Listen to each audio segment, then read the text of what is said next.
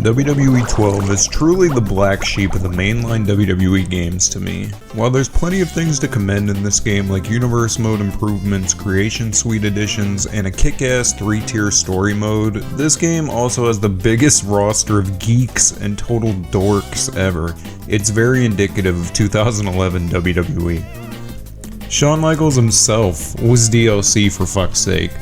Regardless, skip to this timecode right here to get to the review if you don't want to hear the ridiculousness of producing this arena ranking. Alright, so I bought this copy of the game from GameStop. Usually don't have problems with them. WWE 13 worked beautifully, no problems. I tried to boot up WWE 12 and get an endless loading screen, 3 straight console resets in a row. Then, I decided to manually install the data from the disk to improve load times and rely less on the physical disk. It refuses to install 45% of the way through. Then I see the problem. Look at that giant fucking scratch. Regardless, this whole process cost me an hour and a half of my life and about $15 just to end up outsourcing the footage anyways. Sorry for the rant. We start off our WWE 12 arena ranking with yet another shitty weekly show stages round. Is anybody surprised at this point? Raw at number 21 suffers a common problem from like SVR09 all the way to 2K14. This HD standardized setup shit is atrocious. I would cut off my pinky toe if it meant we got appealing, uniquely designed weekly show stages after the switch to HD in 2008. You've heard me say it before, but it bears repeating. This setup is characterless. The aesthetic is way too glossy, it's way too clean, and there's almost nothing to signify that it's a wrestling show here, aside from the name of the show and the wrestling ring. I pine for the days of the Ruthless Aggression stage. The only memorable thing here for me is the apron, but that does not mean that I enjoyed it. Our runner-up is NXT, and this is firmly in the game show era. That's not a bad thing though. The problem here is that all this arena has going for it is a distinct color scheme and a pretty decent looking apron. The nameplate and location graphics are totally lame, they still look like Movie Maker presets, but the runner is alright though, all things considered. And the roof accent being yellow is a pretty neat touch. I've just seen way better renditions of NXT than this one in this game. 19 brings us to Smackdown, and these HD sets are really the bottom of the barrel for arena design because there's never anything to talk about aside from how much I don't like them and how dull they are. This is almost identical to WWE 13 Smackdown, which I just covered, but the camera angles in this game make this arena look much better than it is.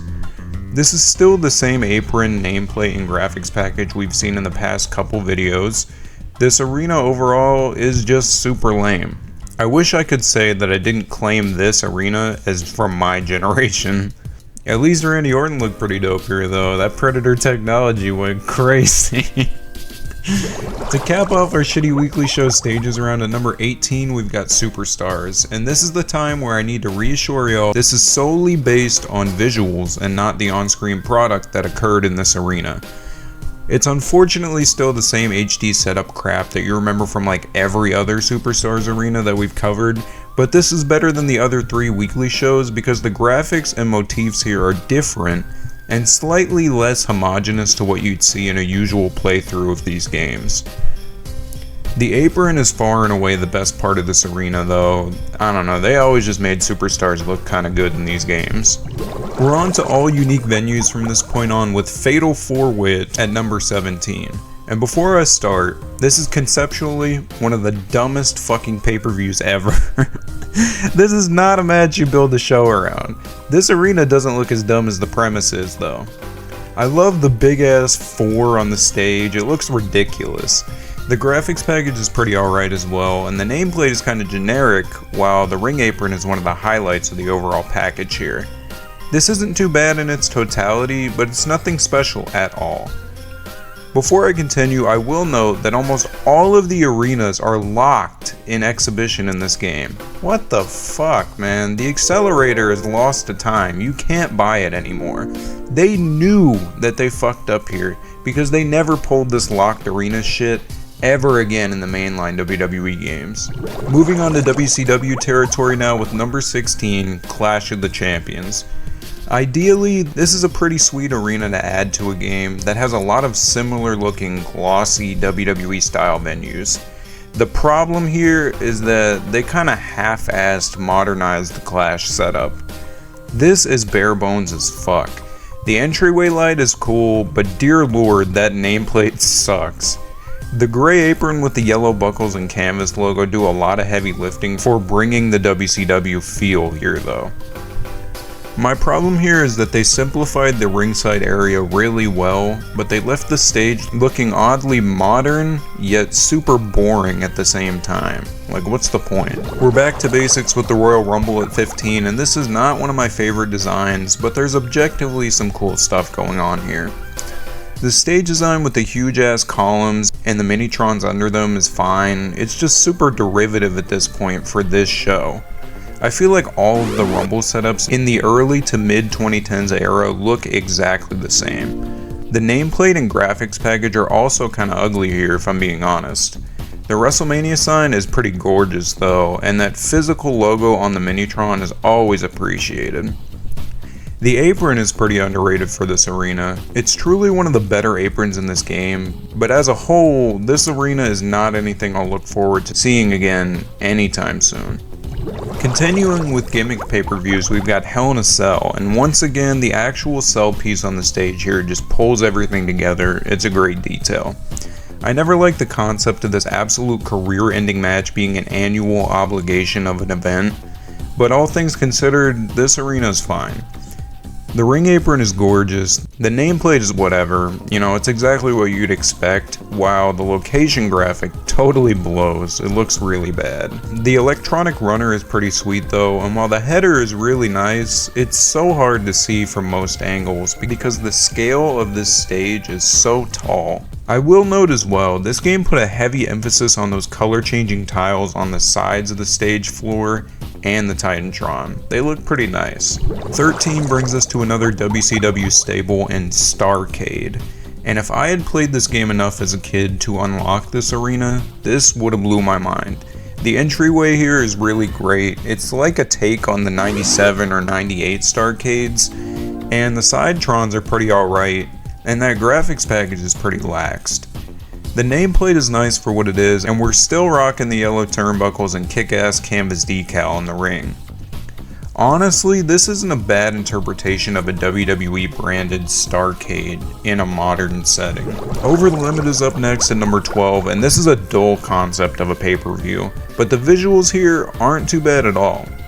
The physical logo here rules, the graphics package is good for what it is, and the nameplate is nice as well, but to be honest, I preferred WWE 13's Over the Limit stage for the improved colors there. The car on the stage here is kinda cute though, but that runner graphic is kinda hideous. Honestly, this isn't a runaway success, but it's nothing awful whatsoever. Just missing our top 10 is TLC, and this is a really weird rendition of the TLC stage in my opinion. For starters, the hanging weapons are always nice, they should have always kept that, but the stage design in that centerpiece entryway is so generic. The Sidetrons are the only unique thing besides the hanging weapon, and they kind of pull the design together. The runner graphic isn't too bad, but dear lord that nameplate is. Who picked those damn colors? That shit looks gross as hell. I wouldn't say this is a standout at all, but it's not a total waste of your time. Our top 10 arena starts with Night of Champions, and I don't know what it is about this rendition, but the banners here look fucking awesome. I like them here way more than I did in SVR 2010 in the video that I covered last week. The Floortrons here are also pretty cool, and the electronic runner is sick as hell. On the downside though, the graphics package is whatever, and the nameplate kinda blows. But that ring apron is by far the best thing to come out of any of these Night of Champions pay-per-views. It is sick as hell. Number 9 is the Elimination Chamber, and I actually have history with this arena. I remember my dad randomly buying me this pay-per-view despite not buying the Chamber pay-per-view the year before or after, and I watched this pay-per-view to death on my DVR. The red color scheme always stuck out to me, and the nameplate here kicks so much ass as well. I love when they work in the chamber to the design. The Chambertron itself is classic, and the stage is very, very tall, but unfortunately the mismatched but accurate ring skirt here totally sucks and brings things down a bit for me.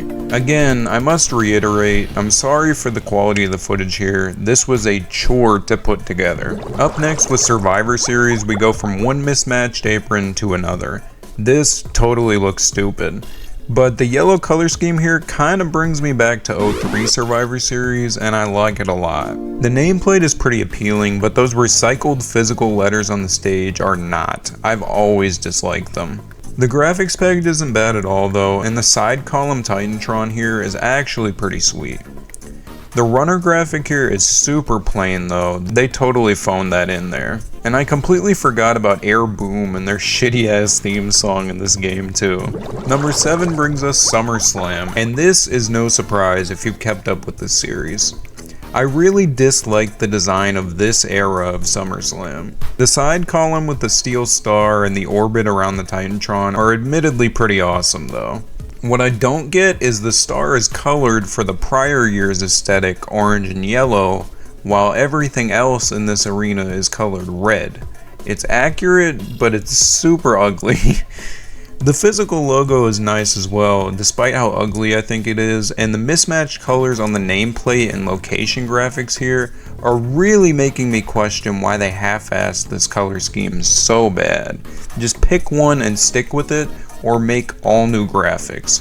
Like, this is one of the bigger shows of the year, how did this happen? The apron here is pretty nice though, to be honest, and this is a really mixed bag. I don't know what the thought process was in the design here at all. Just missing the top 5 is bragging rights, and aside from the stupid premise of this pay-per-view, there's a lot to enjoy here. The header is ridiculously high up and it's stretched super wide across the stage. The all-around clashing color scheme is also pretty sweet, and I gotta shout out the blue ropes and red posts juxtaposed with each other. The nameplate here is pretty serviceable, and the roof accents being multicolored is a super minute detail. The ring apron here is pretty good as well, but honestly, it might be a little basic for me. There's not too much to harp on in this arena, this is just a good venue. Our top 5 begins with Extreme Rules ranking surprisingly high. The big X design on the stage always pops me for these arenas, it's super eye-catching. The ring apron is fine but not all too special, and the graphics package is pretty nice though. Our nameplate here looks straight out of Transformers, and the electronic runner here is pretty understated, but I like it. This is a pretty decent version of this pay-per-view. Number 4 is none other than Money in the Bank, and the money trucks here is an awesome detail. The nameplate with the little gold ladder on it is pretty cute too, and overall I just enjoy this green color scheme a lot. The apron here is pretty classic, but it's been used over the course of a lot of pay-per-views in this pay-per-view's history. The spotlights also look fantastic here, and the green ring posts are a pretty sweet detail. The header is pretty oddly shaped, but overall the scale is great. This is one of the better Money in the Bank arenas in any WWE game. Our big 3 begins with Tribute to the Troops, and honestly, there's only one major addition to this arena from SVR09 that sets it apart, and that's the nameplate and better aprons. But man, just seeing this arena from these great camera angles really proves the novelty of having an outdoor venue in a wrestling game. There's nothing else that captures this vibe in this game. The banners in the crowd and the unique bleachers and barricades, as well as the soldiers everywhere, is really cool. It's a pretty nice visual. I'm not at all a patriot, but this arena is sick as hell for what it is. We're down to 2 arenas in WWE 12, and our runner-up for best arena is WCW Nitro. This is awesome. The iconic physical WCW letters here are so sweet. The Nitro banners being repurposed as LED boards is a pretty neat little tweak, and the ring skirt is inaccurate, but it's not super ugly. The canvas logo here is pretty awesome though. I just wish they had those classic Nitro floor mats. The steel entryway tunnel has always looked cool as fuck though, and this is probably the best they could have done with a modern interpretation of Nitro. It fits this game pretty perfectly, but there's one arena that's even better. 20 arenas have stepped up, but only WrestleMania 27 remains as my favorite of WWE 12. And is this even a surprise to anyone? The stage is fucking massive. The design might be a little too simple for some people, but I've grown to enjoy it. I like the steel beams, the nameplate is pretty alright, and those roof accents are absolutely perfect. Y'all know I eat stuff like that up. The graphics package here is pretty nice, and the unique ramp design is cool as hell. The little Trons on the sides of the stage and in the crowd are pretty great details as well, and the ring apron and unique ring posts are super well done, and the stage panels are even animated. I've always loved the roof cube in this venue as well. My only hang up here is the venue sizing. Why did Ukes never make bigger venues for the WWE games that were later on in the series? Smackdown Shut Your Mouth came out almost a decade prior to this game and had a much more accurate WrestleMania venue size, and that was on PS2. What happened here? What's the excuse? I hope y'all enjoyed this one. I wish I could say that I made up for lost time with this game, but I am still a stranger to this game with my broken copy that I paid for. I can see why people have so much admiration for this one though, and it's clearly a building block in where the series was headed to go. I hope y'all have a good one and take it easy.